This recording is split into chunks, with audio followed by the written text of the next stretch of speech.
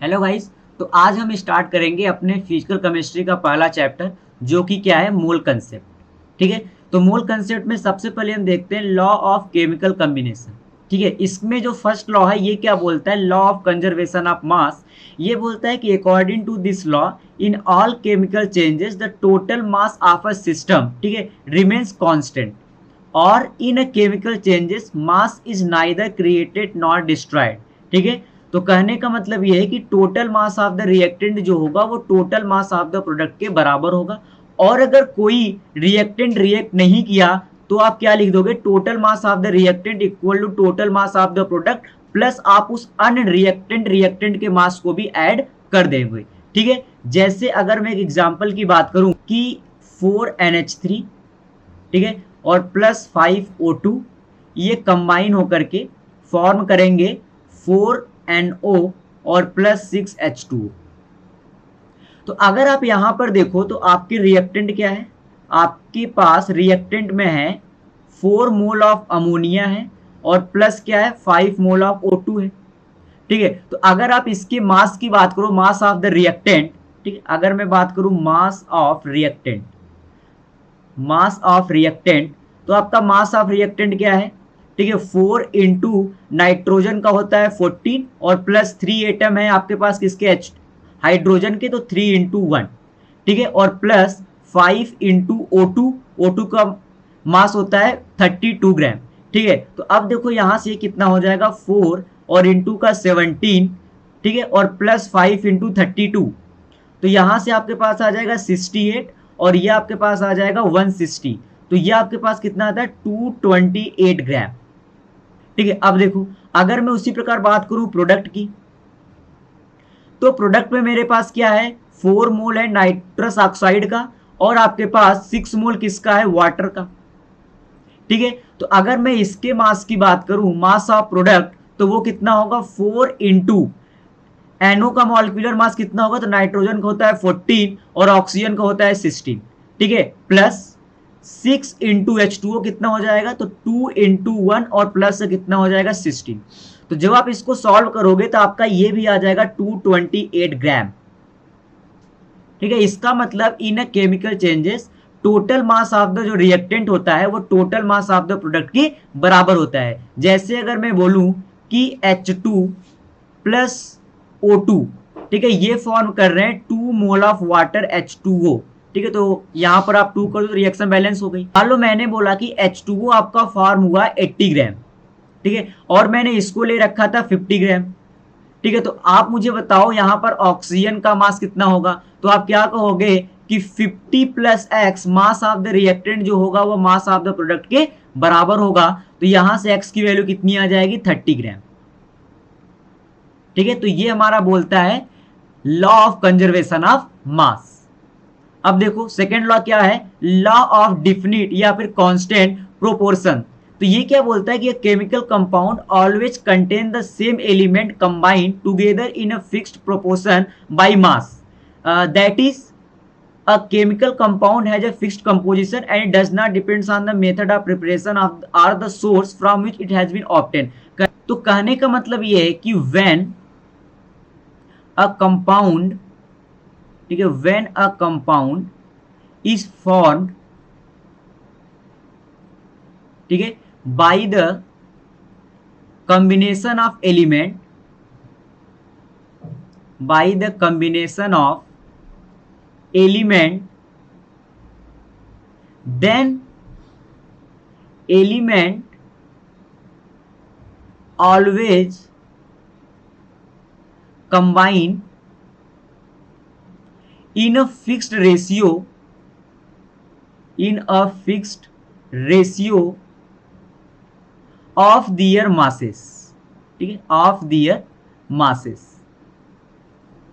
ठीक है। जैसे अगर मैं बोलूं H2 2H2 प्लस O2 ये कंबाइन होकर के बनाएंगे 2 मोल ऑफ वाटर मॉलिक्यूल्स। तो अगर आप यहाँ पर हाइड्रोजन और ऑक्सीजन के मास का रेशियो देखो तो वो कितना है, 4 ग्राम आपका हाइड्रोजन है और 32 ग्राम आपका ऑक्सीजन है।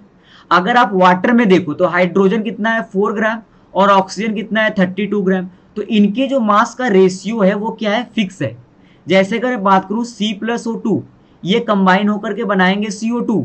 तो यहां पर अगर आप कार्बन और ऑक्सीजन के मास का रेशियो देखो तो कितना है 12:32। और यहां पर भी अगर आप देखो तो कार्बन का 12 ग्राम है और ऑक्सीजन का 32 ग्राम है। तो इसका मतलब they always combine in a fixed ratio of their masses, कि 2H2, ठीक है, और प्लस O2। अगर ये कंबाइन होकर के बनाए 2 मोल ऑफ वाटर मॉलिक्यूल्स, अगर मैंने बोला कि O2 को मैंने लिया था, ऑक्सीजन लिया था 96 ग्राम, ठीक है, और यहां पर जो प्रोडक्ट में इनके मासेस का रेशियो है वो है 1:8। तो अगर मैं यहां पर आपसे पूछ ले कि find out the mass of the hydrogen, तो कितना होगा? आप कहोगे x डिवाइड बाई 96 होगा 1/8 के बराबर। तो यहां से आप x की वैल्यू फाइंड आउट कर सकते हो, जो कितना हो जाएगा 12 ग्राम। अब बात करते हैं नेक्स्ट लॉ की। ये क्या है? Law of multiple proportion. ये क्या बोलता है कि according to this law, if two element combine to form more than one compound, ठीक है, मतलब, ठीक है, then the different masses of one element which combine to fixed mass of the other element bear in a simple ratio to one another. कहने का मतलब ये है कि अगर एक सेम एलिमेंट दो अलग अलग एलिमेंट से कंबाइन हो रहा है, N2 सेम एलिमेंट है, एक बार ये कंबाइन हुआ O2 से और एक बार ये कंबाइन हुआ H2 से, यहां पर इसने फॉर्म 2 मोल ऑफ NO और यहां पर ये बनाएगा अमोनिया, ठीक है, NH3। अगर आप रिएक्शन को बैलेंस करो तो यहां पर हो जाएगा 2 और यहां पर हो जाएगा 3। अब आप देखो सेम एलिमेंट दो अलग अलग एलिमेंट के साथ कंबाइन होकर के दो अलग अलग कंपाउंड अगर बना रहा है, तो जो आपका सेम एलिमेंट है, ठीक है, जो कि है N2, तो इसके जो मास का रेशियो होगा, जैसे यहां पर N2 है 14 ग्राम और यहां पर भी N2 है 14 ग्राम। अगर मैं इसको बोलूं W1 और अगर मैं इसको बोलूं W2, तो अगर आप W1 अपान W2 के रेशियो का बात करोगे तो वो हमेशा एक सिंपल रेशियो में होगा। मतलब यहां पर देखो तो 14 ग्राम डिवाइड बाई 14 ग्राम, इसका अगर रेशियो देखो तो कितना है 1:1, ठीक है। उसी प्रकार अगर मैं बात करूं N2, ठीक है, प्लस का 3H2, ये आपके कंबाइन होकर के बनाए 2 मोल ऑफ अमोनिया, ठीक है। और अगर मैं बात करूं H2 और O2, ये कंबाइन होकर क्या बनाए 2H2O, ठीक है। तो यहां पर ये हो जाएगा 2। यहां पर देखो हाइड्रोजन एक सेम एलिमेंट है, जो कि नाइट्रोजन और ऑक्सीजन दो अलग अलग एलिमेंट के साथ कंबाइन होकर के दो अलग अलग कंपाउंड फॉर्म कर रहा है, अमोनिया और वाटर। तो यहां पर देखो अगर H2 का, अगर आप यहां पर हाइड्रोजन का मास देखोगे तो वो कितना है 6 ग्राम। अगर आप यहां पर हाइड्रोजन का मास देखो तो वो कितना है 4 ग्राम। तो अगर मैं W1 अपान W2 की बात करूं तो वो कितना होगा? अगर मैं इसको W1 बोल रहा हूं और इसको मैं बोल रहा हूं W2, तो W1 अपान W2 हो जाएगा 6 ग्राम डिवाइड बाई 4 ग्राम।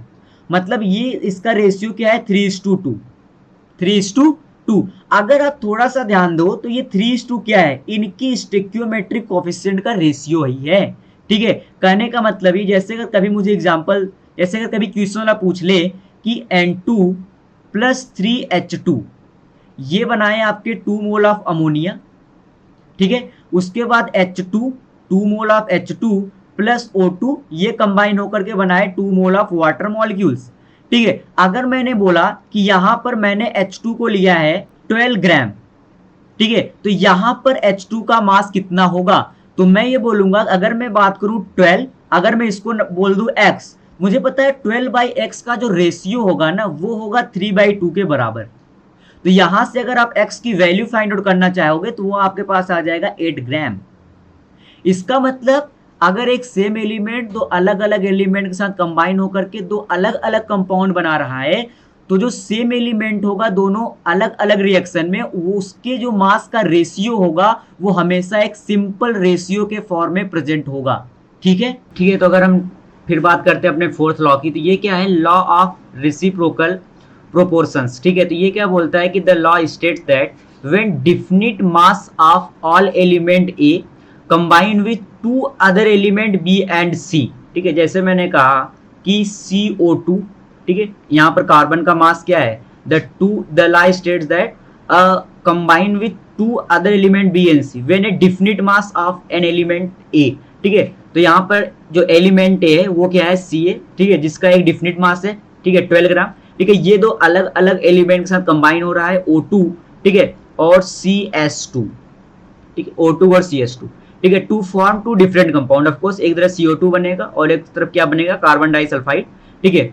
आगे क्या बोल रहा है, form two different compound and if B and C also combine to form a compound, अगर बी और सी, ठीक है, ये दोनों कंबाइन होकर अगर एक कंपाउंड बनाए, ठीक है, तो O2 और S2 ये मिलकर के एक दूसरा कंपाउंड फॉर्म किए, लेट SO2, ठीक है, सल्फर डाइऑक्साइड। तो ये क्या बोल रहा है, दियर combining masses are in same proportion or bear a simplest ratio to the masses B and C which combine with a constant mass A। अच्छा, अगर यहाँ पर कांस्टेंट मास C था, इसके साथ अगर हम O2 के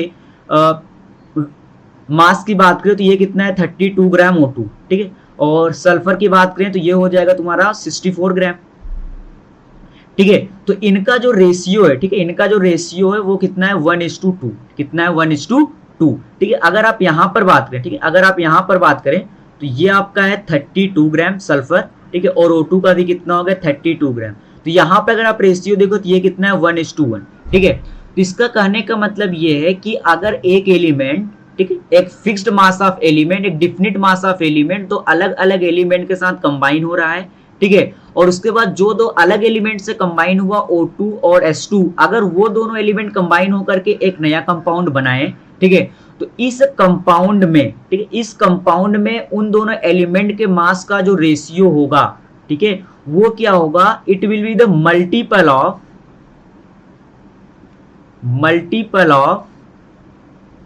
ठीक है, वो मल्टीपल होगा मास रेशियो का जब वो एक डिफिनिट मास के साथ कंबाइन थे, ठीक है। तो जब वो डिफिनिट मास के साथ कंबाइंड थे तो उस समय इनके मास का रेशियो कितना था 1/2, ठीक है, 1/2। तो 1:1 क्या होगा, 1/2 का मल्टीपल होगा ऑलवेज, ठीक है। तो यहां पर अगर देखो तो ये 2 का मल्टीपल है ना, ये 2 टाइम्स है, तो यहां पर कितना आ जाएगा 1:1, ठीक है। तो ये बोलता है लॉ ऑफ रेसिप्रोकल प्रोपोर्शन, ठीक है, कि अगर एक डिफिनिट मास ऑफ एलिमेंट दो अलग अलग एलिमेंट के साथ कंबाइन हो रहा है, ठीक है, ठीक है, और वो दो जो अलग एलिमेंट है अगर वो कंबाइन होकर के एक दूसरा कंपाउंड फॉर्म करें, ठीक है, तो जो वो दोनों मिलकर के एक नया कंपाउंड फॉर्म किए, उसमें जो उन एलिमेंट के मास का रेशियो होगा वो मल्टीपल होगा मास रेशियो के, किस मास रेशियो के, जब वो दोनों एलिमेंट उस डिफिनिट मास के साथ कंबाइन होकर के जो कंपाउंड फॉर्म किए होंगे, ठीक है। अब हम बात करते हैं लॉ ऑफ गैसियस वॉल्यूम्स। ये क्या बोलता है कि according to this law gases react to with each other in the simple ratio of their volumes, ठीक है।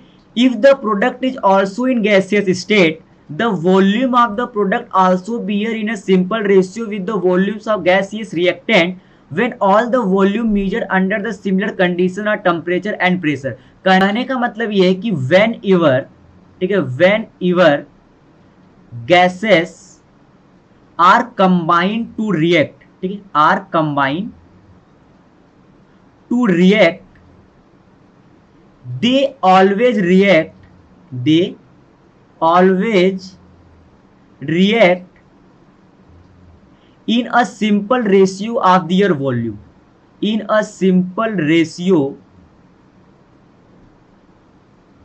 of their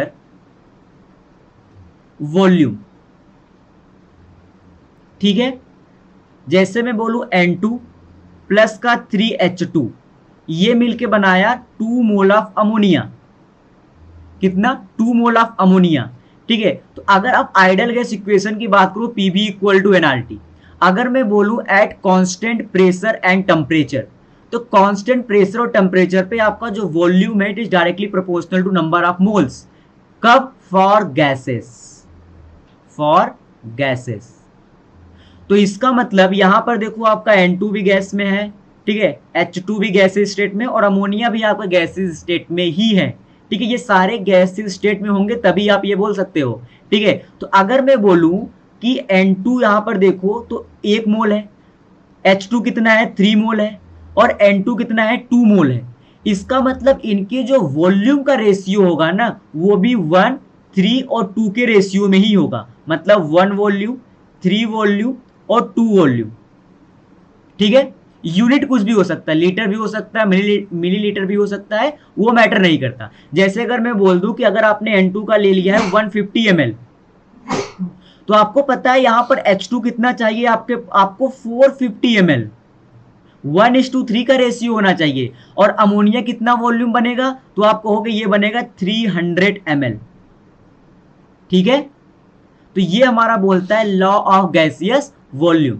तो देखो एग्जांपल दिया है, ठीक है, उसी लॉ के ऊपर ये कह रहा है कि carbon monoxide react with oxygen to form carbon dioxide according to this equation कि 2CO, ठीक है, प्लस O2, ठीक है, ये क्या फॉर्म कर रहे हैं 2 मोल ऑफ CO2। ठीक है, in an experiment 400 ml of carbon monoxide, ठीक है, 400 ml of carbon monoxide and 180 ml of oxygen are allowed to react. When 80% of carbon monoxide was transferred to the carbon dioxide, all the volume were measured under the same condition and temperature pressure. Find out the composition of the final mixture. तो आप अगर यहाँ पर देखो तो यहाँ पर केवल 80% ही कार्बन मोनोऑक्साइड को ट्रांसफर करने के लिए अलाउ किया गया है। तो इसका मतलब अगर मैं 400 का 80 ml फाइंड आउट 80% निकालूं तो ये कितना आएगा, ये आएगा 320 ml। 320 ml, इसका मतलब ये कितना ट्रांसफर हुआ, ये ट्रांसफर हुआ 320 ml। ठीक है, 320 ml। अच्छा, यहां पर देखो 2 मोल ऑफ CO रिएक्ट करेगा, कंबाइन होगा 1 मोल ऑफ O2 के साथ। ठीक है, 2 मोल 1 मोल ऑफ O2 के साथ कंबाइन हो रहा है। ठीक है, तो इसका मतलब अगर ये 320 ml गया, ठीक है, ठीक है, 320 ml अगर ये ट्रांसफर हुआ तो O2 कितना ट्रांसफर हुआ होगा। ठीक है, O2 कितना ट्रांसफर हुआ होगा, तो O2 ट्रांसफर कितना हुआ होगा 1/2 इंटू 320। ठीक है, मतलब 160 ml। ठीक है, और ये बना कितना होगा, तो इसके 2 मोल से इसका 2 मोल ही बन रहा है। ठीक है, तो इसका मतलब अगर इसका 320 ml ट्रांसफर हुआ तो ये 320 ml बनेगा। तो आपसे पूछ रहा है find out the composition of the final mixture. तो अब फाइनल मिक्सचर में अगर मैं कंपोजिशन की बात करूं, ठीक है, अगर मैं फाइनल मिक्सचर में कंपोजिशन की बात करूं तो आपके पास क्या क्या होगा, 400 ml CO था, इसमें से 320 ml ट्रांसफर हो गया तो बचा कितना 80 ml। ठीक है, उसी प्रकार O2 देखो 180 ml था, 160 ml जाएगा, तो यहां से O2 आपके पास कितना बचेगा, O2 बचेगा 20 ml और कार्बन डाइऑक्साइड बनेगा 320 ml। ठीक है, तो ये बचेंगे फाइनली कंपोजिशन है कार्बन मोनोऑक्साइड, ठीक है, O2 और CO2 के। अब हम बात करते हैं एटॉमिक एंड मॉलिक्यूलर मासेस के बारे में। ठीक है, देखो एटॉमिक मास क्या होता है। Atomic mass of an element can be defined as the number which indicate how many times the mass of one atom of the element is heavier in comparison of 1/12th part of the mass of one carbon C12 atom। मतलब कि E, ठीक है, जिसको मैं बोल रहा हूँ atomic mass of an element, वो किसके बराबर होगा, वो बराबर होता है मास of one atom of element. ठीक है, मास of one atom of element और डिवाइड बाई आप क्या लिखते हो 1/12th part mass of one atom of carbon C12। ठीक है, तो इसको मैं लिख दिया मास of one atom of element और इस 1/12 को अगर आप ऊपर लेके जाओगे तो 12 हो जाएगा और ये हो गया मास of one atom of C12 atom. ठीक है, तो अब अगर आप बात करो कि AMU क्या होता है, ठीक है, एटॉमिक मास यूनिट को हम क्या बोलते हैं AMU, शार्ट में इसको बोला जाता है AMU। देखो ये क्या बोल रहा है, the quantity 1/12 mass of one carbon C12 atom is known as the atomic mass unit. मतलब कि जो AMU होता है, अगर आप 1 AMU की बात करो तो 1 AMU आपके बराबर किसके होता है 1/12 into mass of one carbon C12 atom. ठीक है, मास of one carbon C12 atom divide by 12, ये बराबर होता है 1 AMU के। ठीक है, तो यहां पर देखो फिर ये क्या बोल रहा है कि and the actual mass of one atom of carbon C12 वो कितना दे रखा है 1.9924 इंटू 10⁻⁻23 ग्राम। ठीक है, तो अगर मैं 1 AMU की वैल्यू फाइंड आउट करना चाहूं तो 1 AMU मेरे पास हो जाएगा 1.9924 इंटू 10⁻⁻23 ग्राम और डिवाइड बाय मैं क्या कर दूं 12। तो जब आप इसको सॉल्व करते हो तो यह आता है आपके पास 1.66 इंटू 10⁻⁻24 ग्राम, जो कि यहाँ पर देखो लिखा गया है कि 1 AMU आपके पास बराबर होता है 1.66 इंटू 10⁻⁻24 ग्राम, या फिर अगर आप इसको केजी में लिखना चाहो तो 1.66 इंटू 10⁻⁻27 केजी। ठीक है, तो E अगर आप atomic mass of an element आपने क्या बोला था मास of one atom of element और डिवाइड बाय आपने बोला था 1/12 part of the mass of one carbon C12 atom, तो ये किसके बराबर है, ये तो आपके पास बराबर हो गया 1 AMU के। ठीक है, तो मैंने यहाँ पर इसको रिप्लेस कर दिया किससे, 1 AMU के, ठीक है, 1 AMU के बराबर कर दिया। ठीक है, अब आप देखो जैसे यहाँ पर लिखा गया atomic mass of some element on the basis of carbon C12 atom. ठीक है, तो मतलब ये क्या लिखा गया, अगर आपके जैसे हाइड्रोजन का मास लिखा गया 1.008 AMU, इसका मतलब ये क्या लिखा गया, ये लिखा गया है मास ऑफ 1 हाइड्रोजन एटम। ठीक है, मास ऑफ 1 हाइड्रोजन एटम, ये एक हाइड्रोजन एटम का मास लिखा गया है 1.008 AMU। ठीक है, उसी प्रकार ये 1 ऑक्सीजन एटम का मास लिखा गया है 16 AMU। ठीक है, उसी प्रकार chlorine, magnesium, copper, iron, sodium, zinc, silver, ये सारे जो हमको एलिमेंट दिए गए हैं ये इसके एक एटम का मास है, हर एक एलिमेंट के एक एटम का मास है। ठीक है, जिसको आपने किस में रिप्रेजेंट किया है, AMU में। अगर आप इसके एक्चुअल मास की बात करोगे कि आप क्या करोगे, 1.66 इंटू 10⁻24 ग्राम से आप मल्टीप्लाई कर दो, तो वहां से आपके पास क्या आ जाता है, atom actual mass of the atom. ठीक है, actual mass of an atom of an element. ठीक है, ठीक है, तो उसी प्रकार अगर देखो यहाँ पे लिखा गया है actual mass of hydrogen atom, ठीक है, actual mass of oxygen atom, ठीक है, ये सब लिखे गए हैं, तो ये एक्चुअल मास है। ठीक है, अभी आप आगे पढ़ोगे कि जब जिस दिन आप बात करोगे मोलर मास के बारे में, ठीक है, मोलर मास, किसके बारे में बात करोगे, मोलर मास। तो मोलर मास क्या होता है, मोलर मास होता है मास of 6.023 into 10⁻23 particle. Molar mass इतने पार्टिकल का मास होता है। ठीक है, जैसे अभी आपने लिखा कि मास ऑफ 1 हाइड्रोजन एटम, ठीक है, या फिर मैं बोलूं मास ऑफ 1 ऑक्सीजन एटम, तो 1 ऑक्सीजन एटम का मास आपके पास होता है 16 AMU। ठीक है, लेकिन अगर मैं यहीं पर बोलूं मोलर मास ऑफ, ठीक है, molar mass of oxygen atom, तो अगर आप इसके मोलर मास की बात करोगे मतलब आप कितने पार्टिकल की बात कर रहे हो, 16 इंटू 6.023 इंटू 10⁻23, और यहां पर क्या आपने लिखा गया है AMU, तो AMU को आप क्या कर दो 1.66 इंटू 10⁻24 ग्राम से मल्टीप्लाई। तो जिस दिन आप इस चीज की मल्टीप्लाई इससे करते हो ना, ये अप्रोक्सीमेट 1 के बराबर ही आ जाता है। तो आपका जो मोलर मास होगा ऑक्सीजन एटम का वो होगा 16 ग्राम। किसके बराबर होगा, 16 ग्राम के बराबर होगा। तो अगर कभी भी आपको किसी भी एटम का मोलर मास लिखना पड़े, तो अगर आपको उसका एक एटम का मास पता है, तो अगर आप उसको ग्राम में लिख दोगे तो it is the molar mass of that atom. ठीक है, या फिर उस एलिमेंट का क्या हो जाएगा, मोलर मास। ठीक है,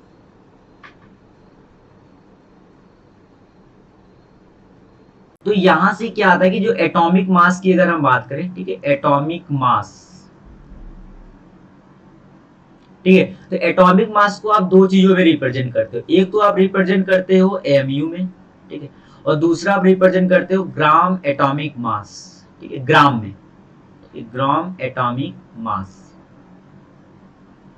ठीक है, तो जो AMU में अगर हम बात करें तो यूज्ड, ठीक है, यूज्ड टू रिप्रेजेंट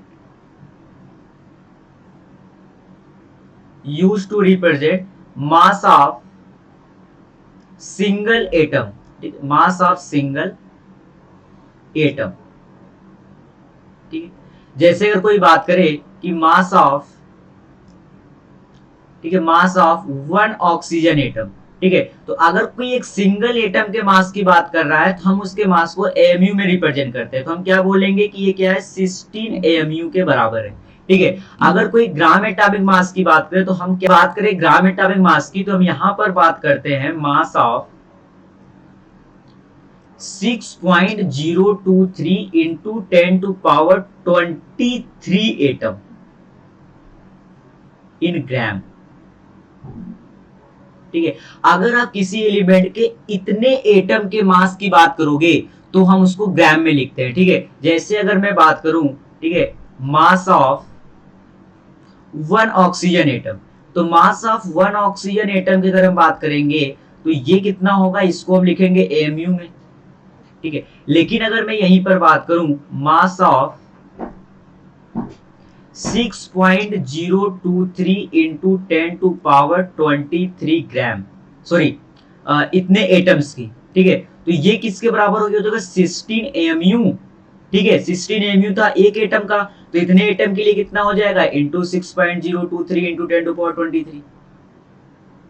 ठीक है। अच्छा, अब मुझे पता है 1 AMU किसके बराबर होता है, तो 1 AMU होता है 1.667 इंटू 10⁻24। ठीक है, और ये इंटू है आपका 6.023 इंटू 10⁻23। ठीक है, तो ये जब आप सॉल्व करोगे तो ये अप्रोक्सीमेट आएगा 15.9। ठीक है, तो अप्रोक्सीमेट ये 16 ग्राम ही आता है। कितना आता है, 16 ग्राम ही आता है। ठीक है, इसका मतलब जब आप 1 MU का मल्टीप्लाई करते हो 6.023 इंटू 10⁻23 से, अप्रोक्सीमेट वो 1 के इक्वल ही आता है। ठीक है, तो लेकिन आपको पता होना चाहिए, अगर कभी आपको मास ग्राम में दिया गया है तो इसका मतलब ये होता है कि वो 6.023 इंटू 10⁻23 एटम का मास है।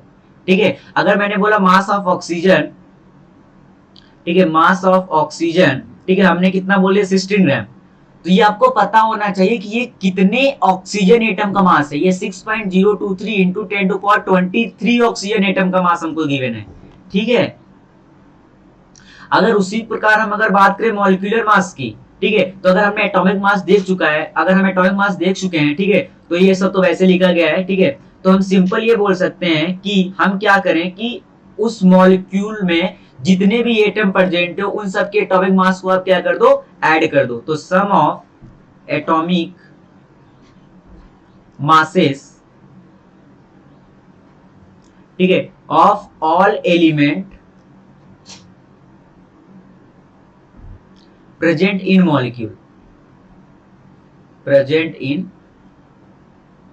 मॉलिक्यूल। ठीक है, जैसे अगर हम बात करें H2O का, ठीक है, तो H2O में क्या है, 2 एटम हाइड्रोजन का है और 1 एटम किसका है, ऑक्सीजन का है। तो ये हो जाएगा 2 इंटू हाइड्रोजन का 1, ठीक है, अप्रोक्सीमेट 1 ही होगा। ठीक है, 1.008 था। ठीक है, और प्लस कितना हो जाएगा 16, तो ये कितना आ गया 18। ठीक है, ये कितना आ गया 18। ठीक है, उसी प्रकार अगर मैं बात करूं CO2 की, तो CO2 में 1 एटम कार्बन का है, 2 एटम ऑक्सीजन का है, तो ये हो जाएगा 12 प्लस 2 इंटू 16, तो ये कितना आ जाएगा 44। ठीक है, अगर मैं उसी प्रकार बात करूं H2SO4 की, ठीक है, तो यहाँ पर 2 एटम आपके पास हाइड्रोजन का है, तो 2 इंटू 1, 1 एटम सल्फर का है 32, ठीक है, और 4 एटम ऑक्सीजन का है, तो 4 इंटू 16, यह आ जाता है 98। ठीक है, 98। ठीक है, अच्छा, अगर मैं ये बात करूं कि 1 H2O, ठीक है, अगर मैं 1 एटम, ठीक है, 1 मॉलिक्यूल ऑफ H2O के एटॉमिक वेट का, मॉलिक्यूलर मास का बात करूंगा, तो मैं इसको किसमें लिखूंगा, AMU में। ठीक है, किसमें लिखूंगा, AMU में। ठीक है, अगर मैं 18 ग्राम लिख रहा हूं, ठीक है, अगर मैं H2O का मॉलिक्यूलर मास 80 ग्राम लिख रहा हूं, तो इसका मतलब क्या है, ये मास है, ठीक है, मास ऑफ 6.023 इंटू 10⁻23 H2O मॉलिक्यूल्स का, H2O मॉलिक्यूल्स का। ठीक है, तो अगर आप एक H2O मॉलिक्यूल्स के मॉलिक्यूलर मास की बात करोगे तो वो MU में आएगा, लेकिन अगर आप 6.023 इंटू 10⁻23 H2O मॉलिक्यूल्स के एटॉमिक मॉलिक्यूलर मास की बात करोगे तो आप उसको किस में रिप्रेजेंट कर दोगे, ग्राम में। ठीक है, तो सिंपली आप तो हमेशा सब एटॉमिक मासेस को ऐड करके आप उसको ग्राम में लिख दिया करो। ठीक है, क्योंकि हमने देखा AMU इंटू जब आप 6.023 इंटू 10⁻23 करते हैं तो अप्रोक्सीमेट वो 1 के इक्वल ही आ जाता है। ठीक है, ठीक है, तो यहां पूछ रहा है calculate the actual mass of 1 molecule of carbon dioxide. तो अगर मैं 1 मॉलिक्यूल ऑफ CO2 की बात करूं, ठीक है, तो 1 मॉलिक्यूल ऑफ CO2 का मॉलिक्यूलर मास होता है 44 AMU। ठीक, और अगर आप इसके ये पूछ रहा है एक्चुअल मास, ठीक, अगर ये एक्चुअल मास पूछ रहा है तो एक्चुअल मास कितना हो जाएगा, 44 इंटू 1.667 इंटू 10⁻24। ठीक है,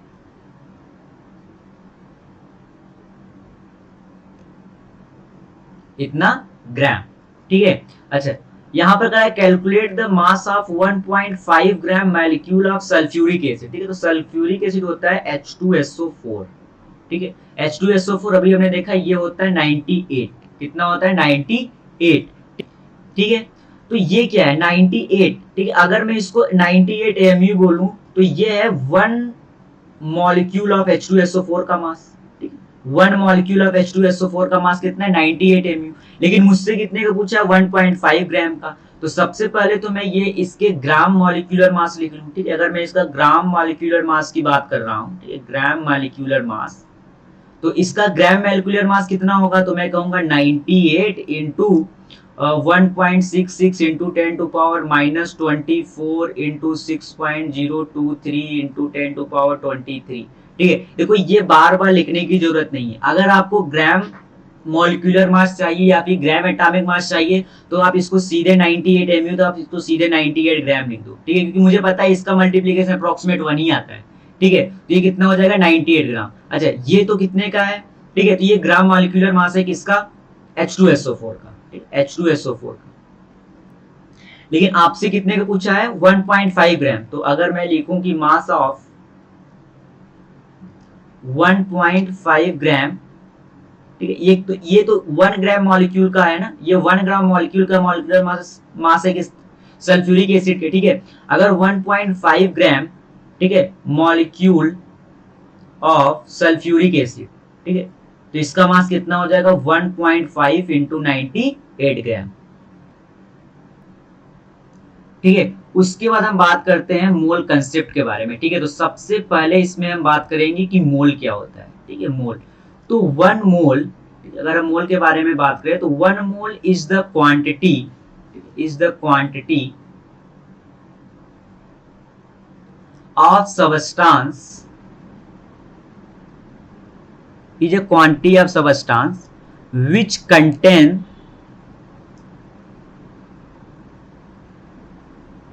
6.023 into 10 to power 23 पार्टिकल। ठीक है, मतलब 1 mole equal to, 1 mole equal to 6.023 into 10 to power 23 particle होते हैं। ठीक है, और इसको बोलते हैं एवोगैड्रो नंबर Na। ठीक है, इसी को क्या बोलते हैं, एवोगैड्रो नंबर। ठीक है, इसका मतलब अगर कोई आपसे पूछे 1 मोल ऑफ Na, ठीक है, तो ऑलरेडी ये इंक्लूड हो चुका है कि आपसे 6.023 इंटू 10 टू पावर 23 पार्टिकल का ही मास पूछा जा रहा है। ठीक है, इसका मतलब 1 मोल ऑफ Na का मतलब है कि ये कितने एटम है यहाँ पर, 6.023 into 10 to power 23 sodium atom. ठीक है, अगर यहीं पर मैं मॉलिक्यूल लिख दूं, अगर मैं 1 मोल H2O की बात करूं तो H2O क्या है, मॉलिक्यूल है। इसका मतलब कि 6.023 into 10 to power 23 H2O molecule. ठीक है, अगर मैं यहीं पर आयन की बात कर लूं 1 मोल, ठीक है, Ca2+, तो इसका मतलब क्या है 6.023 इंटू 10 टू पावर 23 आयंस। ठीक है, तो 1 मोल इक्वल टू होता है 6.023 इंटू 10 टू पावर 23 पार्टिकल्स। और पार्टिकल कुछ भी हो सकते हैं। ठीक है, ये एटम भी हो सकता है, ये मॉलिक्यूल भी हो सकता है, ठीक है, और ये आयंस भी हो सकता है। ठीक है, ठीक है, अब अगर मैं उसके बाद बात करूं कि नंबर ऑफ मोल्स, ठीक है, नंबर ऑफ मोल्स, तो नंबर ऑफ मोल्स निकालने का जो फार्मूला है ये है गिवन मास। ठीक है, गिवन मास, और डिवाइड बाय होता है मोलर मास। ठीक है, तो नंबर ऑफ मोल्स क्या होता है, it is the ratio of given mass upon molar mass. अब अगर हम बात करें मोलर मास क्या होता है, ठीक है, अगर हम बात करें मोलर मास, ठीक है, तो मोलर मास क्या होता है, मास ऑफ 1 मोल सबस्टांस। ठीक है, मास ऑफ 1 मोल सबस्टांस। ठीक है, जैसे अगर मैं बात करूं H2O का, ठीक है, तो H2O के अगर हम मोलर मास की बात करें तो आप सीधे क्या लिखते हैं, 2 इंटू 1 प्लस 16 मतलब 18 ग्राम।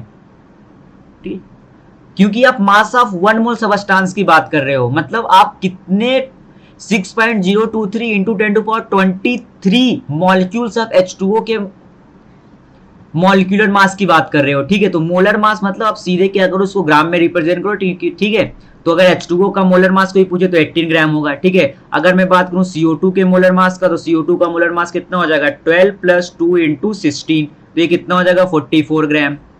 ठीक है, अगर मैं बात करूं H2SO4, ठीक है, तो H2SO4 का कितना हो जाएगा 98 ग्राम। ठीक है, अगर मैं बात करूं सोडियम का, तो सोडियम का हो जाएगा 23 ग्राम।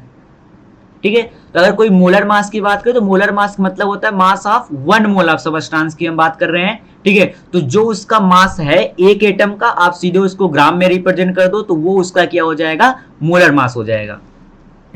तो कुछ क्वेश्चन कर लेते हैं नंबर ऑफ मोल्स पे। जैसे आपसे पूछ रहा है कैलकुलेट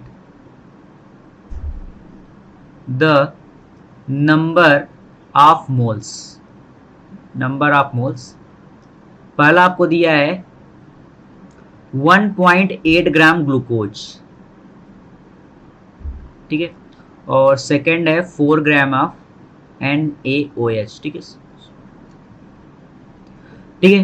तो अगर हम पहला लेते हैं 1.8 ग्राम ऑफ ग्लूकोज, ग्लूकोज का मॉलिक्यूलर फार्मूला होता है C6H12O6, ठीक है। तो यहाँ पर 6 एटम है कार्बन के, ठीक है, और 12 एटम है हाइड्रोजन के, और 6 एटम है ऑक्सीजन के, ठीक है। तो अगर हम इसका मॉलिक्यूलर मास की बात करें तो इसका मॉलिक्यूलर मास आ जाएगा 188 ग्राम, ठीक है, सॉरी मोलर मास, ठीक है, मोलर मास कितना आ जाएगा 188 ग्राम। तो अगर हम नंबर ऑफ मोल्स की बात करें तो ये होगा, गिवन मास आपको दिया है 1.8 ग्राम और इसका मोलर मास कितना आ गया 180 ग्राम, ठीक है। तो इसके नंबर ऑफ मोल्स कितने आ जाएंगे 0.01 मोल्स, ठीक है। अगर उसी प्रकार मैं सेकेंड बात करूं NaOH, ठीक है, तो सोडियम हाइड्रोक्साइड के अगर हम मोलर मास की बात करें तो एक एटम है किसका, सोडियम का, एक एटम आपके पास है ऑक्सीजन का, और एक एटम आपके पास किसका है, हाइड्रोजन का, ठीक है, सॉरी 1:1। तो ये आपके पास कितना आ जाएगा, ये आपके पास आ जाएगा 40 ग्राम। तो 40 gram it is the molar mass of sodium hydroxide, ठीक है। तो अगर इसके आप मोल्स की बात करें तो गिवन मास आपको दिया है 4 ग्राम और इसका मोलर मास है 40 ग्राम, ठीक है। तो इसका जो नंबर ऑफ मोल्स आ जाएंगे वो कितना आ जाएगा 0.1, ठीक है। उसी प्रकार अगर मैं बात करूं कि कैलकुलेट, ठीक है, ये एक दूसरा एग्जांपल है, calculate the mass of 0.5 mole of H2SO4, ठीक है, ऑफ H2SO4। तो अगर मैं H2SO4 के मोलर मास की बात करूं तो H2SO4 का मोलर मास कितना होगा 2 × 1 + 32 और प्लस का 4 × 16, तो ये कितना हो जाएगा 98 ग्राम, ठीक है। अब जो मोल्स होगा 0.5 वो कितना होगा, गिवन मास और डिवाइड बाय मोलर मास। तो मोलर मास मुझे पता है 98 ग्राम है, तो यहां से मैं क्या निकाल सकता हूं, मास निकाल सकता हूं H2SO4 का, ठीक है। उसके बाद नंबर ऑफ मोल्स को कैलकुलेट करने का दूसरा फार्मूला भी होता है। ये क्या होता है कि नंबर ऑफ मोल्स, ठीक है, number of moles equal to given number of particle, ठीक है, given number of particle, given number of particle और divide by Avogadro number Na, ठीक है, Na, ठीक है। और Na मुझे पता ये होता है 6.023 × 10⁻23, ठीक है। जैसे अगर एग्जांपल की बात करें, ठीक है, ठीक है, तो अगर कोई आपसे पूछ ले calculate number of, calculate number of moles of, calculate the number of moles in 1.204 into 10⁻22 molecule of CO2, ठीक है। आपसे क्या कह रहा है, calculate number of moles in 1.204 into 10⁻22 molecules of CO2। तो यहां पर आपको नंबर ऑफ पार्टिकल CO2 का दे रखा है, ठीक है, कि CO2 मॉलिक्यूल्स में कितने नंबर ऑफ पार्टिकल हैं, ठीक है। तो अगर मैं यहां पर CO2 के मोल्स की बात करूं तो आपको गिवन नंबर ऑफ पार्टिकल है 1.024 × 10⁻22, ठीक है, और divide by Avogadro number Na और ये होता है 0.23 × 10⁻23, ठीक है। तो ये मेरे पास आ जाता है 1.9 मोल, ठीक है। अच्छा, उसके बाद नंबर ऑफ मोल्स का एक तीसरा फॉर्मूला भी होता है। ये क्या होता है कि number of moles equal to होता है गिवन वॉल्यूम एट एनटीपी, ठीक है, या फिर एसटीपी, ठीक है, डिवाइड बाई 22.4 लीटर, 22.4 लीटर, ठीक है। अच्छा, अगर मैं एनटीपी का क्या मतलब होता है, एनटीपी का मतलब होता है नॉर्मल टेम्परेचर एंड प्रेशर, ठीक है, नॉर्मल टेम्परेचर एंड प्रेशर, ठीक है। और एसटीपी का मतलब होता है स्टैंडर्ड टेम्परेचर एंड प्रेशर। वो आपको दिया रहेगा कि जो आपको वॉल्यूम दिया है ये एनटीपी पर दिया है या फिर एसटीपी पर दिया गया है, ठीक है। और डिवाइड में आपको क्या करना है, 22.4 लीटर से आप डिवाइड कर दो तो आपके पास क्या आ जाएगा, नंबर ऑफ मोल्स आ जाएंगे, ठीक है। जैसे अगर हम एग्जांपल की बात करें, आपसे कह रहा है calculate number of moles in 11.2 millilitre of H2 at NTP, ठीक है। तो number of moles of H2 कितने होंगे, आपको गिवन वॉल्यूम कितना है 11.2 ml, ये मिलीलीटर में है, ठीक है। और नीचे मैं लिखता हूं 22.4 इन लीटर, तो या तो आप इसको लीटर में कन्वर्ट कर लो या फिर इसको आप किस में कन्वर्ट कर लो, मिलीलीटर में कन्वर्ट कर लो, आपके ऊपर है, ठीक है। अगर आप इसको लीटर में कन्वर्ट करोगे तो ये 10⁻³ आ जाएगा, ठीक है। और आप इसको सॉल्व कर लोगे तो ये आ जाएगा 0.5 इंटू 10⁻³ मोल्स, ठीक है। जैसे यहां पर एग्जांपल लेकर है कि पीस ऑफ कॉपर वेट कितना है 0.635 ग्राम, हाउ मेनी एटम्स। अच्छा, इस क्वेश्चन करने से पहले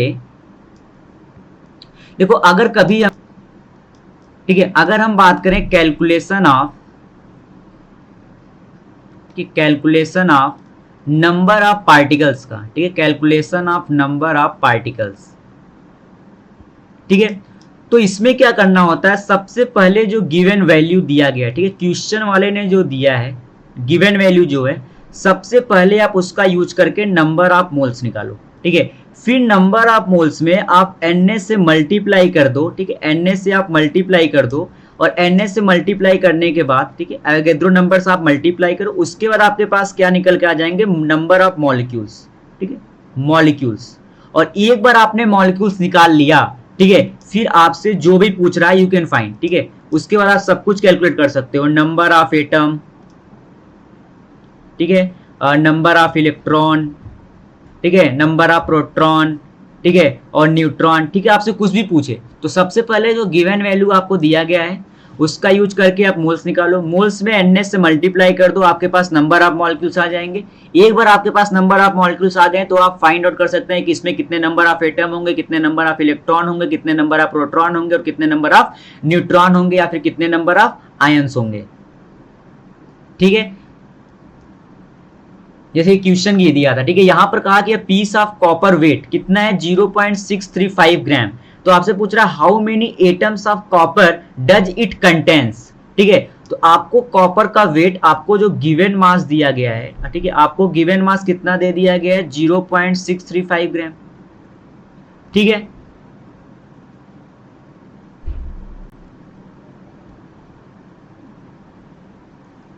ठीक है, और अगर मैं बात करूं मोलर मास, ठीक है, मोलर मास ऑफ कॉपर, तो कॉपर का मोलर मास होता है 63.5 ग्राम, ठीक है। तो अगर मैं इसके मोल्स की बात करूं तो मोल्स कितना हो जाएगा 0.635 gram given mass divide by molar mass, तो नंबर ऑफ मोल्स कितने आ जाएंगे 0.01। उसके बाद आपको क्या करना है, आपको निकालना है नंबर ऑफ मॉलिक्यूल्स, ठीक है, नंबर ऑफ मॉलिक्यूल्स, ठीक है। तो नंबर ऑफ मॉलिक्यूल्स के लिए आपको क्या करना है, इसमें मल्टीप्लाई कर देना है एवोगैड्रो नंबर से, तो 6.023 इंटू 10⁻23, यह आपके पास क्या निकल के आ गया, नंबर ऑफ मॉलिक्यूल्स, ठीक है। अब आप बात करो, आपसे क्या पूछ रहा है हाउ मेनी एटम्स, ठीक है। तो कॉपर है, ठीक है, कॉपर है, कॉपर में एक ही एटम है, ठीक है, एक ही एटम है।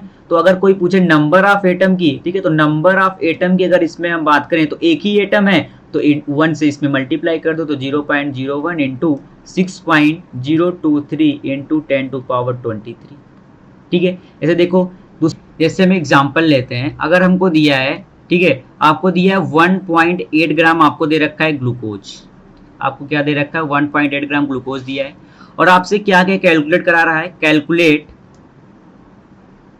ठीक है, first total number of atom, total number of atom, ठीक है, और सेकेंड कह रहा है कि number of atom of each types, ठीक है, मतलब जितने भी टाइप के एटम प्रेजेंट है आपको सबके number of atom find out करने हैं। तो ग्लूकोज का मॉलिक्यूलर फार्मूला है C6H12O6।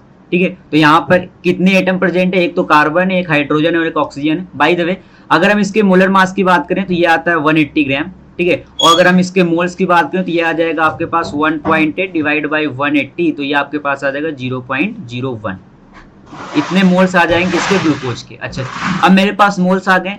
अब मेरा दूसरा काम क्या है, नंबर ऑफ मॉलिक्यूल्स निकालना। ठीक है, अगर मैं नंबर ऑफ मॉलिक्यूल्स की बात करूं तो नंबर ऑफ मॉलिक्यूल्स क्या हो जाएंगे, नंबर ऑफ मोल्स में आप किससे मल्टीप्लाई कर दो, 6.023 इंटू 10⁻23 से। ठीक है, तो मैं इसको लिख दे रहा हूँ 0.01 Na। ठीक है, अब आपसे क्या पूछ रहा है, टोटल नंबर ऑफ एटम्स। ठीक है, तो ठीक है, अब आपका क्वेश्चन क्या आपसे कर रहा है, टोटल नंबर ऑफ एटम्स बताओ। ठीक है, तो अगर आप देखो आपके पास ये मॉलिक्यूलर फार्मूला है ग्लूकोज का। ठीक है, तो अगर मैं इसमें बात करूं कि वन मॉलिक्यूल्स, ठीक है, one molecules of C6H12O6 contains, इसमें कितने एटम है, 6 कार्बन के एटम है, 12 हाइड्रोजन के एटम है और 6 ऑक्सीजन के एटम है। तो इसमें अगर हम एक मॉलिक्यूल ऑफ C6H12O6 की बात करूं तो इसमें टोटल 24 एटम्स हैं। ठीक, कितने, 24 एटम्स हैं। ठीक है, तो आप ये बताओ तो 0.01 into Na molecules of C6H12O6 molecule में कितने नंबर ऑफ एटम होंगे, तो हम कहेंगे 0.01 Na इंटू 24। ठीक है, उसी प्रकार अगर मैं हर एक टाइप की बात करूं तो सबसे पहले मैं अगर बात करता हूं कार्बन एटम की, तो वन मॉलिक्यूल ऑफ C6H12O6 में मेरे पास 6 कार्बन एटम है। ठीक है, 6 कार्बन एटम है। तो अगर मैं बात करूं 0.01 Na मॉलिक्यूल्स ऑफ ग्लूकोज की, तो इसमें कितने कार्बन एटम होंगे, तो 6 इंटू 0.01 इंटू Na होंगे। ठीक है, उसी प्रकार आप ऑक्सीजन की भी बात कर सकते हो और हाइड्रोजन के भी नंबर ऑफ एटम्स के बारे में बात कर सकते हो। ठीक है, कि फ्रॉम 200 मिलीग्राम ऑफ CO2, ठीक है, 10⁻21 मॉलिक्यूल्स आर रिमूव। तो आपसे पूछ रहा है कि how many moles of CO2 are left. तो सबसे पहले अगर हम बात करें कि मोलर मास ऑफ CO2, ठीक है, तो मोलर मास ऑफ CO2 आपके पास कितना है, 44 ग्राम। ठीक है, ये इसका मोलर मास होता है। अच्छा, अगर मैं बात करूं कि मास ऑफ 10⁻21 मॉलिक्यूल्स की, 10⁻21 मॉलिक्यूल्स की, ठीक है, ऑफ CO2, तो ये क्या होगा, ये होगा नंबर ऑफ मोल्स, मतलब 10⁻21 डिवाइड बाई 6.02 इंटू 10⁻23 और इंटू मोलर मास मतलब 44। ठीक है, तो ये आ जाएगा mass of 10⁻21 molecules of CO2, तो ये आपके पास आता है 0.073 ग्राम। ठीक है, अच्छा, ये आ गया आपके पास 0.073 ग्राम। ठीक है, और आपके पास इनिशियली था कितना, 200 मिलीग्राम। 200 मिलीग्राम का मतलब हो गया 0.2 ग्राम। ठीक है, तो आप ये बताओ मास ऑफ CO2 लेफ्ट कितना हुआ, मास ऑफ CO2 लेफ्ट। ठीक है, तो ये तो रिमूव हो गया, तो 0.2 में से इसको हटा दो आप। ठीक है, तो ये आपके पास आ जाता है 0.127 ग्राम। इतना मास CO2 का लेफ्ट हो गया, मतलब इतना बच गया। ठीक है, तो अब अगर आप नंबर ऑफ मोल्स की बात करो, ठीक है, जो कि CO2 के बच गए होंगे वो कितने होंगे, क्या 0.127 और divide by 44 is the molar mass, तो ये आपके पास आ जाएगा 2.88 इंटू 10⁻³ ठीक है, तो बस आपको दिया था कि 200 मिलीग्राम था CO2, मतलब 0.2 ग्राम था, और कहा कि 10⁻21 मॉलिक्यूल्स को रिमूव कर दिया गया, तो कितने मास को रिमूव कर दिया गया, तो number of moles into molar mass. ठीक है, तो ये कितना आ जाएगा, ये आ जाएगा mass of 10⁻21 molecules of CO2। उसके बाद मैंने ये देख लिया कितना CO2 बच गया, फिर जितना CO2 बच गया अगर मुझे उसका मास पता चल गया तो मैं नंबर ऑफ मोल्स निकाल सकता हूं कि मास ऑफ CO2 लेफ्ट और divide by molar mass of the CO2। ठीक है, तो वहां से ये कितना आ जाएगा 2.88 इंटू 10⁻³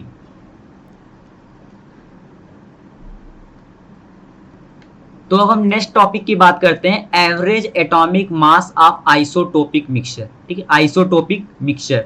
ठीक है, तो अगर हम आइसोटोपिक मिक्सचर के एवरेज एटॉमिक मास की बात करें, ठीक है, तो अगर मैं लूं कि ये कोई एलिमेंट था, ठीक है,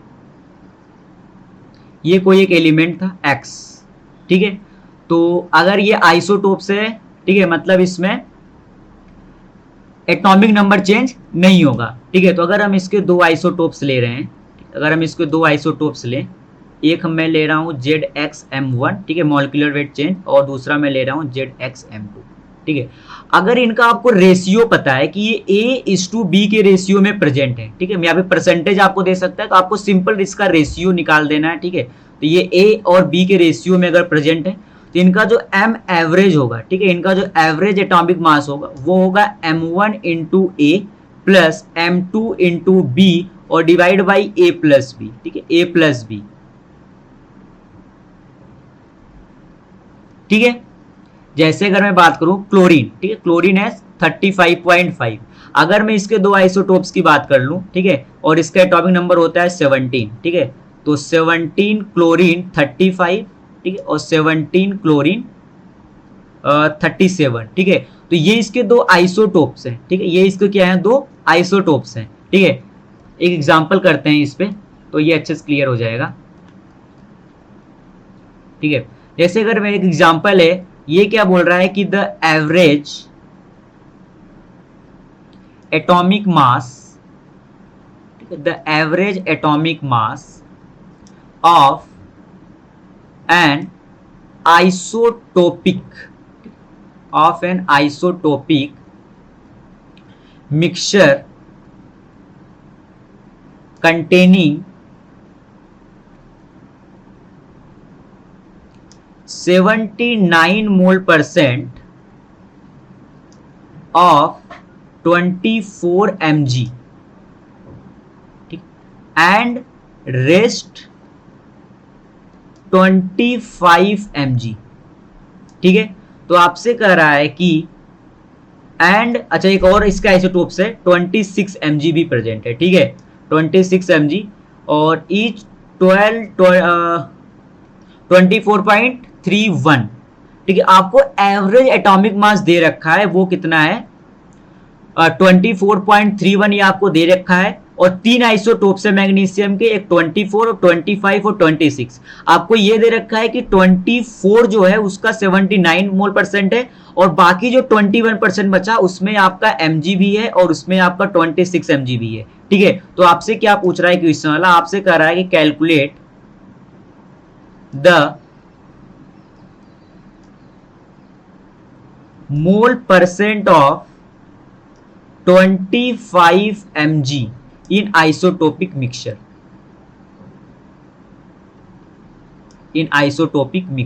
ठीक है। तो यहां पर मुझे मैग्नीशियम के तीन आइसोटोप्स दे रखे हैं, ठीक है। कौन कौन सा, एक तो है 24 mg, ठीक है, और है दूसरा 25 mg और तीसरा है 26 mg, ठीक है, जिसमें से ये मुझे दे रखा है 79%, ठीक है। अच्छा अगर मैं 25 mg को x% ले लूं, ठीक है, तो 26 mg कितना मोल% होगा 21 माइनस x, ठीक है, क्योंकि अगर 79% में ये बचा कितना 21%, ठीक है। तो अगर उसमें से x% 25 mg है तो 21 माइनस x% आपका क्या होगा 26 mg, और आपको एवरेज एटॉमिक मास दे रखा है कितना है 24.31, ठीक है। तो इक्वल कितना हो जाएगा 24 इंटू 79, ठीक है, प्लस 25 इंटू एक्स और प्लस का 26 और इंटू 21 माइनस एक्स, ठीक है, और डिवाइड बाई कितना हो जाएगा, डिवाइड बाई होगा a1 plus a2 plus sorry a plus b plus c, तो टोटल कितना होगा 100% ही होगा, ठीक है। तो डिवाइड बाई में क्या कर दे रहा हूँ 100 ही कर दे रहा हूँ, ठीक है। आप इसको ऐड करो कितना x कैंसिल आउट हो जाएगा और 29 प्लस 79 प्लस 21 कितना हो जाएगा 100। तो आप यहाँ से x की जो वैल्यू फाइंड आउट कर लेना, तो x की वैल्यू यहाँ से आ जाती है 11, ठीक है। इसका मतलब कि आपका 25 mg का जो मोल% था वो कितना था 11%, और अगर मैं 26 mg की बात करूं इस मिक्सचर में तो वो कितना था 10% प्रेजेंट था, ठीक है।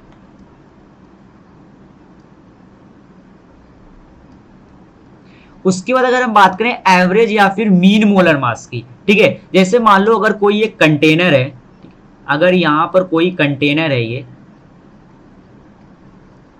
और इसमें अलग अलग गैसेस प्रेजेंट हैं, उनका मॉलिक्यूलर वेट आपको दे रखा है M1 M2 M3 M4, ठीक है, और इनके नंबर ऑफ मोल्स अगर आपको पता है N1 N2 N3 और N4, ठीक है, तो आप इनका एवरेज, ठीक है, जो इनका आप एवरेज एटॉमिक जो एवरेज या फिर मीन मोलर मास लिखेंगे वो लिखेंगे M1 N1, ठीक है, प्लस M2N2, ठीक है, प्लस M3N3, ठीक है, प्लस M4N4, और डिवाइड बाई क्या होगा, डिवाइड बाई होगा N1 प्लस N2 और प्लस N3, ठीक है।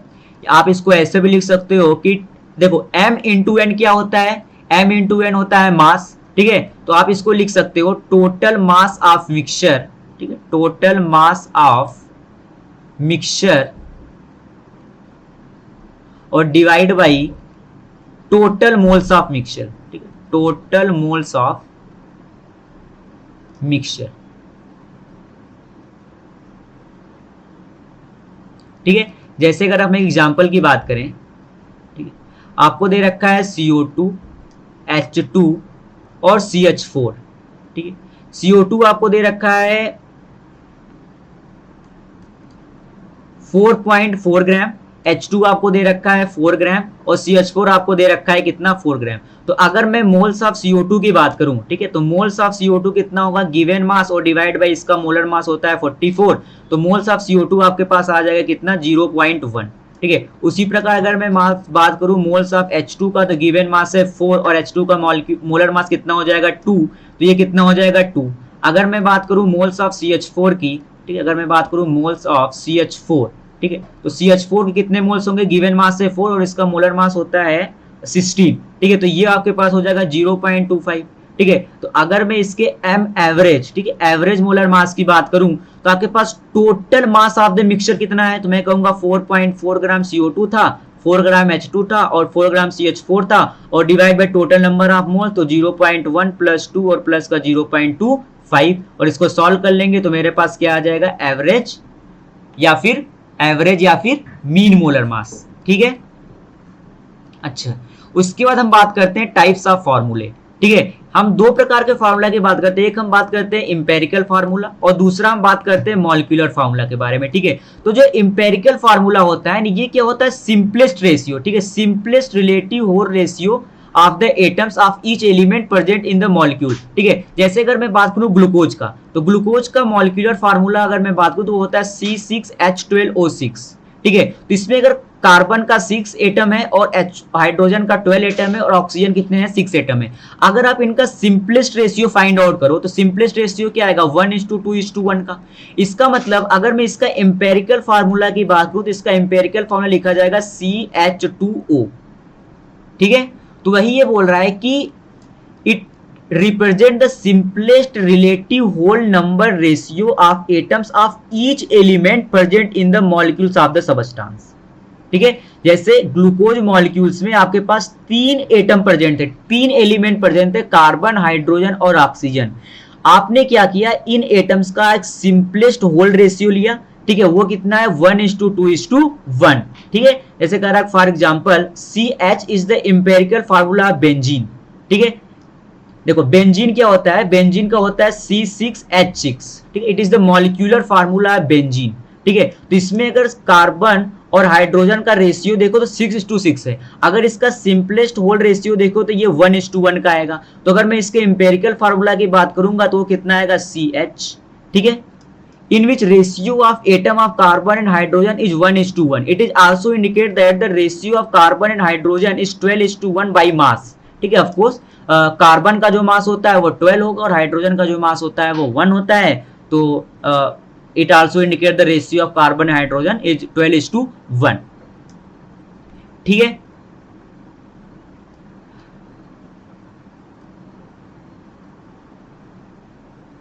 उसके बाद अगर मैं बात करूं मॉलिक्यूलर फार्मूला का, तो मॉलिक्यूलर फार्मूला क्या होता है, molecular formula of a compound in which express as the actual number of atom of each element present in the molecules, ठीक है। ये किसी मॉलिक्यूल्स में एलिमेंट एक्चुअल कितने नंबर ऑफ एटम उस एलिमेंट के प्रेजेंट है, वो जो फार्मूला होता है उसको हम बोलते हैं मॉलिक्यूलर फार्मूला। जैसे बेंजीन का C6H6 is the molecular formula of the benzene indicating 6 carbon atom and 6 hydrogen atoms are present in a molecules of benzene, ठीक है। तो अगर आप बात करो कि मॉलिक्यूलर फार्मूला और इंपेरिकल फार्मूला में रिलेशन क्या होता है, तो मॉलिक्यूलर फार्मूला इक्वल टू होता है N into एम्पेरिकल फार्मूला, ठीक है। और ये n क्या होता है, तो where n equal to molecular formula mass divide by empirical formula mass, ठीक है। देखो जैसे दूसरे पेज में लेते हैं, जैसे हमने मॉलिक्यूलर फार्मूला में बात किया था C6, ठीक, C6H6 की हम बात करते हैं, ठीक है। तो अगर आप मॉलिक्यूलर फार्मूला में इसका मास देखो तो ये कितना आएगा, 6 एटम है कार्बन के और 6 एटम है हाइड्रोजन के, तो ये आपके पास आ जाएगा 72 और प्लस का 6, तो ये आ जाएगा आपके पास 78 ग्राम, ठीक है। अच्छा, और अगर हम इसका एम्पेरिकल फार्मूला लिखेंगे तो इसका एम्पेरिकल फार्मूला हम क्या लिखेंगे, CH, ठीक है। अगर एम्पेरिकल फार्मूला इसका मास देखो तो आएगा कितना, एक एटम कार्बन का है 1 × 12 और एक ही एटम किसका है, हाइड्रोजन का है 10 × 1, तो आपके पास ये कितना आ जाता है 30 ग्राम, ठीक है। तो जो n होता है, ठीक है, n क्या होता है, मास ऑफ द मॉलिक्यूलर फार्मूला में जो मास है वो कितना है 78 ग्राम, डिवाइड बाई एम्पेरिकल फार्मूला में जो मास आ रहा है वो कितना है 13 ग्राम, तो n आपका यहाँ कितना आ गया, n आपका आ गया 6 ग्राम, सॉरी n कितना आ गया 6। तो हमने रिलेशन पढ़ा कि molecular formula equal to n times of empirical formula, तो आप यहाँ पर देखो मॉलिक्यूलर फार्मूला आपके पास है C6H6, ठीक है, n की वैल्यू कितनी है 6 और n एम्पेरिकल फार्मूला कितना है CH, तो आप जब ये मल्टीप्लाई करोगे तो C6H6 इसमें भी कितने हो जाएंगे, 6 atom of carbon and 6 atom of hydrogen, ठीक है। तो ये रिलेशन है कि मॉलिक्यूलर फार्मूला इक्वल टू, ठीक है, n times of empirical formula, ठीक है, वेयर n इक्वल टू क्या है, molecular mass divide by molecular mass formula divide by empirical formula मास। तो यहां पर देखो एग्जांपल, उसके बाद मैं अगर एक बात करूं, क्या टू डिफरेंट कंपाउंड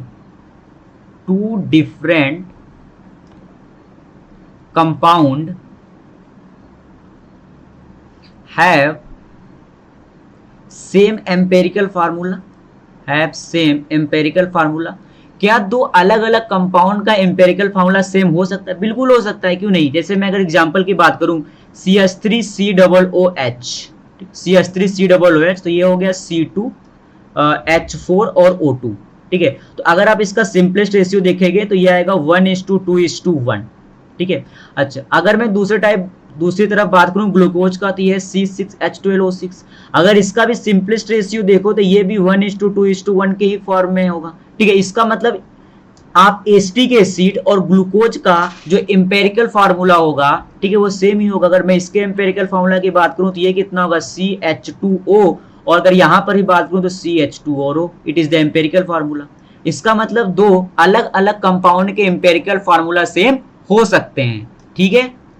जैसे देखो ये एग्जांपल दिया गया है, ठीक है, ये क्या बोल रहा है कि calculate the empirical formula for a compound that contains 26.6 gram potassium है, 35.5 ग्राम क्रोमियम है और 38.1% आपके पास क्या है, ऑक्सीजन है, ठीक है। अच्छा, और इनके आपके पास मोलर मास आपको दे रखा है, ठीक है, कि 39.1 और क्रोमियम का 52 और ऑक्सीजन का 16, ठीक है। अच्छा, अगर हम बात करें यहाँ पर एलिमेंट कौन कौन से प्रेजेंट है, तो हम कहेंगे अगर हम एलिमेंट की बात करें तो मेरे पास यहाँ पर एक तो पोटेशियम है और फिर क्रोमियम है और फिर क्या है, ऑक्सीजन है, ठीक है। अगर हम इसकी परसेंटेज की बात करें तो ये परसेंट है इसका 26.6% है, क्रोमियम का है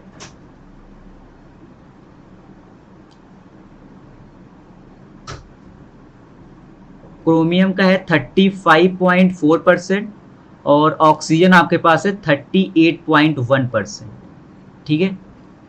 अच्छा, और अगर हम इनके एटॉमिक मास की बात करें तो इनका एटॉमिक मास आपको गिवन है कि ये आपके पास है 39.1, क्रोमियम का एटॉमिक मास दिया है 52 और ऑक्सीजन का कितना दिया गया है 16, ठीक है। अब हम क्या बात करते हैं, यहाँ पर एक देखो, यहाँ पर हम बात करेंगे रिलेटिव नंबर ऑफ एटम्स, ठीक है, रिलेटिव नंबर ऑफ एटम्स। आपको क्या करना होता है, आपको जो परसेंटेज दिया गया है और जो एटॉमिक मास दिया है कि आप सिंपल उसका रेशियो करते हैं तो यह आ जाएगा 26.6 और डिवाइड बाई 39.1, ठीक है। तो ये आपके पास ये आता है 0.68, कितना आता है 0.68। उसी प्रकार जब आप क्रोमियम की बात करोगे तो यह आएगा 34.4 और डिवाइड बाई 52, ठीक है। तो ये आपके पास आ जाएगा, ये भी 0.68 आएगा।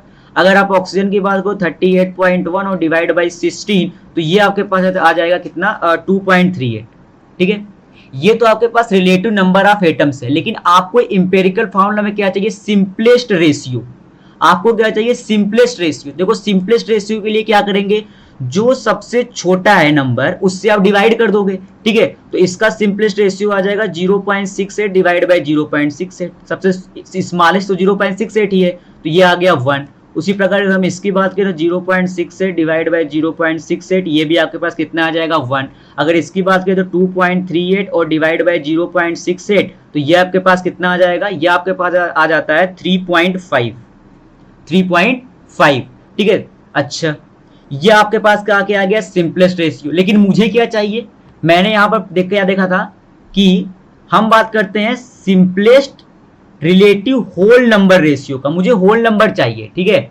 तो ये तो सिंपलेस्ट रेशियो है। अगर मैं बात करूं सिंपलेस्ट होल नंबर रेशियो का, तो वो कितना होगा बोलो, देखो 3.5 है, अगर मैं इसमें 2 से मल्टीप्लाई कर दूं तो ये 7 हो जाएगा, ठीक है। और सबसे नजदीक इसका होल नंबर यही बनेगा 3.5 का 7, ठीक है। तो इंटू 2 ऑफ कर दो, ठीक है। तो इन सब में भी 2 से मल्टीप्लाई होगा, ठीक है। तो ये कितना हो जाएगा 2, और ये भी कितना हो जाएगा 2। तो अब अगर आप इसका, ठीक है, सिंपलेस्ट होल नंबर रेशियो देखो तो वो आपके पास है 2, 2 और 7 का, ठीक है। अब अगर मैं इसके इंपेरिकल फार्मूला की बात करूं तो मैं लिखूंगा K2Cr2O7। ये प्रोसेस है कि सबसे पहले आप देखो आपको परसेंटेज क्या दे रखा है, उनके एटॉमिक मास क्या दे रखे हैं, आप उनके रिलेटिव नंबर ऑफ एटम्स निकाल लो। और तरीका यही है निकालने का कि percentage divide by atomic mass, फिर आप इनका निकालो सिंपलेस्ट रेशियो। तो आप सबसे पहले ये देखो कि जो मैंने रिलेटिव नंबर ऑफ एटम्स निकाले उसमें सबसे छोटा नंबर कौन सा है, उससे आप डिवाइड कर दो सब में, तो आपके पास सिंपलेस्ट रेशियो आ जाएगा। फिर उसके बाद आपको क्या निकालना है, आपको निकालना है सिंपलेस्ट होल नंबर रेशियो, ठीक है। अगर यहां पर होल नंबर आ गया तो ठीक है, अगर नहीं आया तो फिर आपको यहां पर, ठीक है, किसी एक नंबर से मल्टीप्लाई करके सबको सिंपलेस्ट होल नंबर रेशियो में लाना पड़ेगा। और उसके बाद आप क्या लिख सकते हो, इसका इंपेरिकल फार्मूला, ठीक है। जैसे देखो नेक्स्ट एग्जांपल, इसमें क्या दे रखा है कि यह compound of carbon, hydrogen and nitrogen. तो मेरे पास एलिमेंट कौन कौन से हैं, मेरे पास एलिमेंट में है एक तो है कार्बन और दूसरा है हाइड्रोजन और क्या है नाइट्रोजन, ठीक है। अच्छा, फिर आपको दे रखा है इनका रेशियो, एलिमेंट रेशियो आपको दे रखा है, ठीक है। एलिमेंट रेशियो आपको दे रखा है, और एलिमेंट का रेशियो क्या है 9 और 1, और ये है 3:5, ठीक है। अच्छा, अगर हम इनकी एटॉमिक मास की बात करें, वैसे पर आपको दिया नहीं है, ठीक है। तो मुझे पता है कार्बन का एटॉमिक मास कितना होता है 12, और हाइड्रोजन का 1, और नाइट्रोजन का होता है 14, ठीक है। अब मुझे क्या निकालना है, मुझे निकालना है रिलेटिव नंबर ऑफ एटम्स, ठीक है, रिलेटिव नंबर ऑफ एटम्स। तो रिलेटिव नंबर ऑफ एटम हो जाएगा 9/12, 1/1, ठीक है, और 3.5 डिवाइड बाई 14, ठीक है। तो ये आ जाएगा मेरा 0.75, ठीक है, ये आ जाएगा 1, और ये आ जाता है 0.25। उसके बाद क्या निकालना है, सिंपलेस्ट रेशियो फाइंड आउट करना है, ठीक है। तो सिंपलेस्ट रेशियो की सबसे छोटा है 0.25, तो 0.25 से सब में डिवाइड कर दो, ठीक है। तो ये 0.75 डिवाइड बाय 0.25, ये आ जाएगा 1 डिवाइड बाय 0.25, और यहाँ पर क्या आ जाएगा 0.25 डिवाइड बाय 0.25, तो ये आ जाएगा 3, ये आ जाएगा 4, और ये आ जाएगा 1। देखो यहाँ पर ही मुझे होल नंबर मिल गया, ठीक है। तो आगे किसी चीज से मुझे मल्टीप्लाई करने की जरूरत है नहीं, ठीक है। तो मेरा जो इंपेरिकल फार्मूला लिखा जाएगा वो लिखा जाएगा C3H4 और N, ठीक है। अच्छा, तो कैलकुलेट द इंपेरिकल फार्मूला वो हमने निकाल दिया। आपसे कह रहा है कि इट्स मॉलिक्यूलर मास इज 108, ठीक है। तो आपसे कह रहा है कि what is the molecular formula. अच्छा, आपको मॉलिक्यूलर फार्मूला निकालना है, ठीक है। तो आपको उसके लिए N चाहिए, ठीक है, N चाहिए, और आपको मॉलिक्यूलर मास दे रखा है तो आप एम्पेरिकल मास निकाल लो, ठीक है। तो अगर मैं एम्पेरिकल मास की बात करूं तो वो कितना आएगा 3 × 12, ठीक है, और प्लस 4 × 1, और प्लस का क्या हो जाएगा 14, ठीक है। तो ये आ जाएगा मेरा 54, कितना आ जाएगा 54 ग्राम, ठीक है। तो अगर ये 54 आ जाएगा और मॉलिक्यूलर मास आपको 108 दिया है तो आपके पास N कितना आ जाएगा, N आ जाएगा 108 और डिवाइड बाई 54, ठीक है। तो ये कितना आ गया 2। तो आपके पास मॉलिक्यूलर फार्मूला क्या हो जाएगा बोलो, आपके पास मॉलिक्यूलर फार्मूला हो जाएगा 2 टाइम्स ऑफ एम्पेरिकल फार्मूला, ठीक है। तो ये आज आपके पास आ जाएगा C6H8 और N2, ठीक है। तो यही प्रोसेस है, ठीक है, यही प्रोसेस है। आपको बस देखना है कि आपको परसेंटेज रेशियो दिया है कि एलिमेंट रेशियो दिया है कि मास रेशियो दिया है, वो कुछ भी दे सकता है, ठीक है।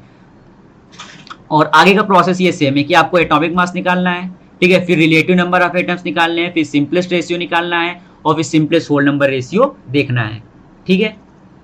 हम बात करते हैं डेंसिटी के बारे में, ठीक है। देखो डेंसिटी क्या होती है, डेंसिटी डिफाइन होती है density equal to mass upon volume, density equal to mass upon volume, ठीक है। अगर आप मास को ग्राम में ले लो और वॉल्यूम को अगर आप मिलीलीटर में ले लो तो इसका यूनिट क्या हो जाएगा, ग्राम पर ml, ठीक है, सिंपल। ये क्या होता है, डेंसिटी। एक और टर्म आती है रिलेटिव डेंसिटी, ठीक है, रिलेटिव डेंसिटी, रिलेटिव डेंसिटी, ठीक है। तो रिलेटिव डेंसिटी क्या होता है, रिलेटिव डेंसिटी होता है density of any substance, density of any substance divide by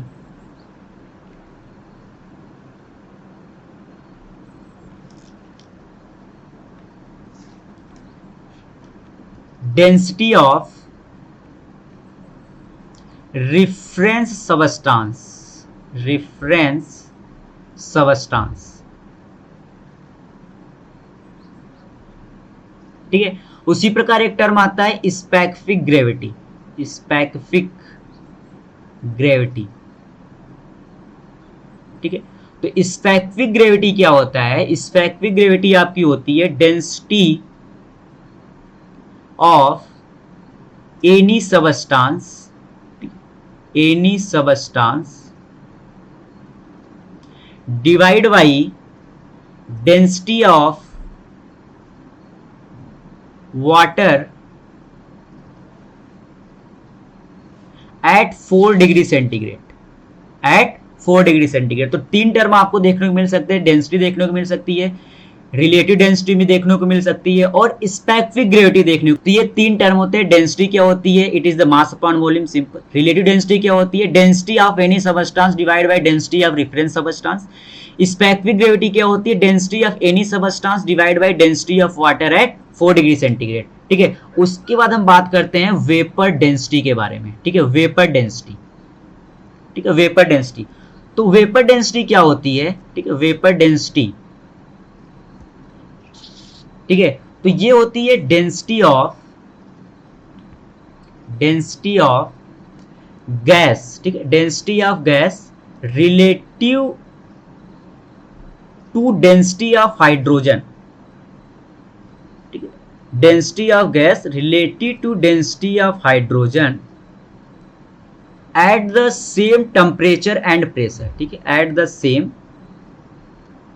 temperature and pressure. तो वेपर डेंसिटी क्या होती है, density of a gas relative to density of hydrogen, ठीक है, H, ठीक है। तो ये डिफाइन होती है वेपर डेंसिटी, ठीक है। तो वेपर डेंसिटी इक्वल टू मैं क्या लिख सकता हूं, वेपर डेंसिटी होती है density of gas, density of gas, ठीक है, divide by density of H2, ठीक है, at same temperature and pressure, ठीक है, at same temperature and pressure, ठीक है।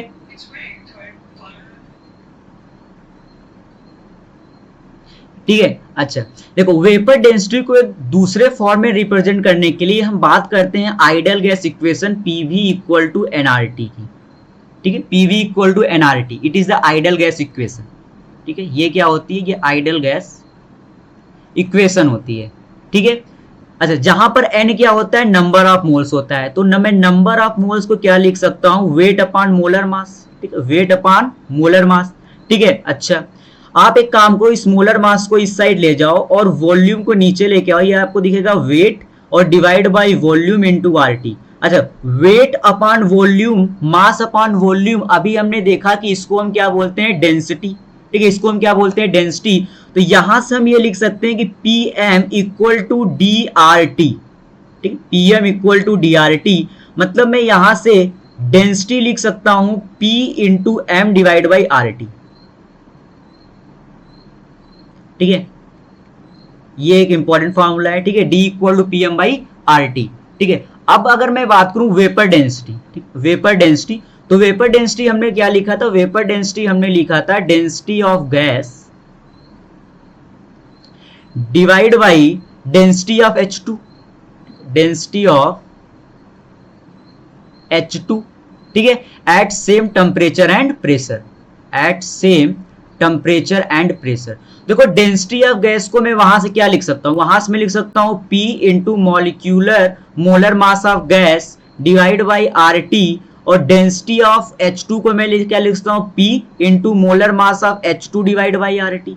तो P RT तो कैंसिल आउट हो गया, तो वेपर डेंसिटी का यहां से फॉर्मूला बन के आता है मोलर मास ऑफ गैस और divide by molar mass of H2, और मोलर मास ऑफ H2 कितना है 2, तो यहां से वेपर डेंसिटी क्या होती है, वेपर डेंसिटी हो जाती है मोलर मास ऑफ गैस और डिवाइड बाई 2। ठीक है, यहाँ पे यह क्या लिख सकते हो मॉलिक्यूलर मास, ठीक है, molecular mass of gas divide by 2। ठीक है, तो ये दूसरा बहुत इंपॉर्टेंट फॉर्मूला है। अगर कभी आपको मॉलिक्यूलर मास चाहिए हो तो आप 2 टाइम्स ऑफ वेपर डेंसिटी करके आप फाइंड आउट कर सकते हो।